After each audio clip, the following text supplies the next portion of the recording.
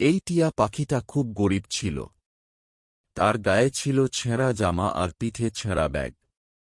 সে প্রতিদিন সেই ব্যাগটা কাঁধে নিয়ে স্কুলে যেত। একদিন যখন সে স্কুলে যাচ্ছিল, তখন দুটি ধনী বানর তাকে দেখে খুব হাসাহাসি করছিল। টিয়া পাখিটা তাদের হাসি শুনে ভীষণ কষ্ট পেল। পরের দিন টিয়া পাখিটা সিদ্ধান্ত নিল সে কিছু করবে। সে একটা ঠেলাগাড়ি নিয়ে বাজারে গেল এবং সেখানে সবজি বিক্রি করতে শুরু করল। শুধু তাই নয়, সন্ধ্যায় সে একটা হোটেলে রাঁধুনির কাজও করত। অনেক কষ্ট করে কাজ করে টিয়া পাখির হাতে ধীরে ধীরে অনেক টাকা জমে গেল। তারপর একদিন সেই জমানো টাকা নিয়ে টিয়া পাখিটা একটা বড় দোকানে গেল।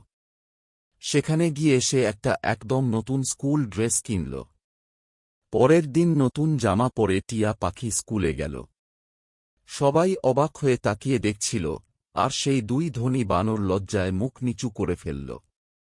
শেষে টিয়া পাখিটা চুপচাপ কাঁদছিল, কারণ এই ভিডিওটা কেউ এখনও লাইক বা সাবস্ক্রাইব করেনি।